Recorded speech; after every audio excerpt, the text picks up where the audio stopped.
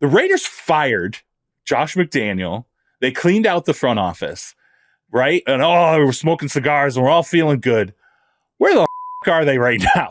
What is different? Like, you tell me record-wise how this is any better right now than where it was. You can tell me about feelings and all the players hated Josh McDaniel and all this stuff. Like, I get that. I understand that. You but don't from really a result, understand that, I don't think, Charles. I do understand that. I get that. But I'm saying from a result standpoint, there's someone I'm pointing at when I'm saying this. From a result standpoint, they're not any better right now. They aren't. And I think at some point, we got to have a Mark Davis conversation and go, Mark Davis is a terrible owner. He's just a bad NFL owner. And he is the problem with the Las Vegas Raiders. And I think there are owners, if I'm being completely frank, I know there are owners who are pissed off because they're sitting there going, we gave this guy a gift. We put him in Las Vegas. Look at financially how everything changed for him. And oh, by the way, look at the ticket sales for that team.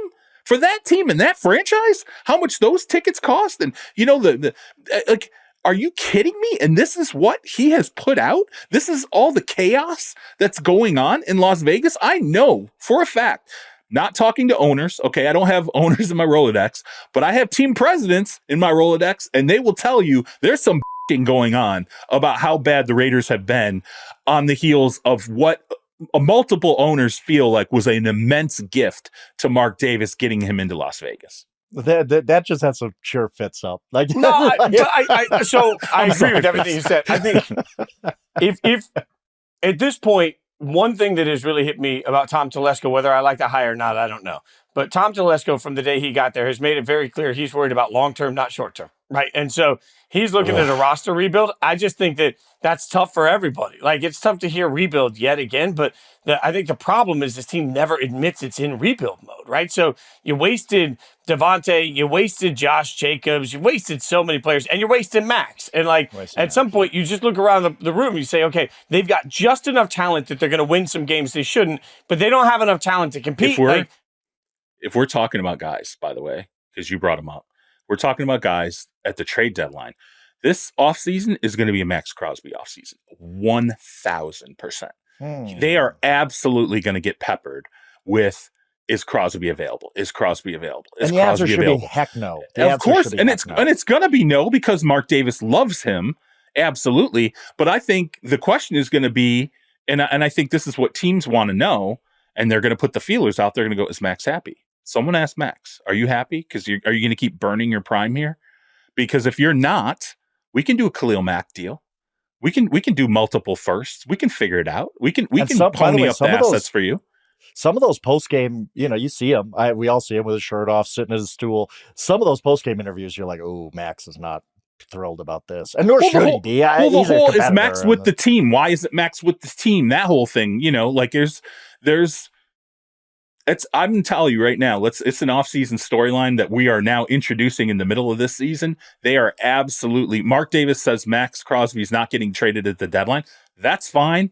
Teams will come back. And at the owners' meetings in March, there's going to be, and here's the thing though, Telesco is not a GM who's done the big, like the massive trade. He's not the guy who's engineered these big daring deals. He does not have that kind of a reputation. So that's a little bit of an impediment when you talk to teams about going and get Maxx Crosby. You're like, what are the hurdles? And they're like, well, number one, Max probably got to want out because Mark Davis doesn't want to let him go.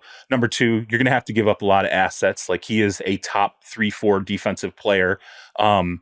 And then there's going to be money. There's going to be financial considerations that you got to get. And then eventually you get down to the issue of the general manager. Like, is he a deal maker or not? If he's not a deal maker, it's really hard to do deals with guys that aren't deal makers.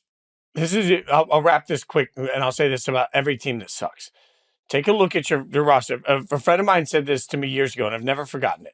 Honestly, look at the roster of your favorite team and ask yourself, how many of these players would be starting on a high-level playoff team? And when you look at that, you get a real honest assessment of where your team actually is talent-wise. I believe that of the 22 starters on the Raiders, they're probably 16 starters short of being a playoff caliber roster. And I also believe in a home run offseason, you might get 5 of those addressed. So what I'm saying is that that's even a monster offseason. Right. So even if you have the best offseason you've ever seen, most teams that suck are 2 or 3 years of that away. By the time they get through that process, what's heartbreaking is that by the time if they just hit a home run in a rebuild, by the time they get through that rebuild, Max will be through his prime. And he will have worked his ass off to not win enough football games. That breaks my heart for somebody that plays so hard. I agree with that. And it's got to be hard for him too, because he looks at, like, let's say a Myles Garrett, who's in the same situation where he's burning prime and he's sitting there going, what the f- are we doing here? Like, I'm right there. I'm one of the top 5 defensive players in the league, and we keep having these problems. But the one thing that Myles Garrett has going on his side is Deshaun doesn't last the whole season. Eventually someone gets in there and all of a sudden everything changes. That looks competent. The offense gets vertical. And it's like, next thing you know, that's what's missing with the Raiders. I watched Jameis Winston step in. I watched that team play its ass off against the Baltimore Ravens. And I said, okay, maybe. Like, maybe. Like, I mean, I could buy the Browns putting it together. Even in the AFC North, I could buy them putting together a run because of how dramatically things change once they get a competent quarterback in there. And all of a sudden, Kevin Stefanski's going, yeah, man, all you guys who say, like, I can't coach anymore, and I'm sure Andrew Berry, the general manager, is saying, all you guys are saying I'm not a good general manager.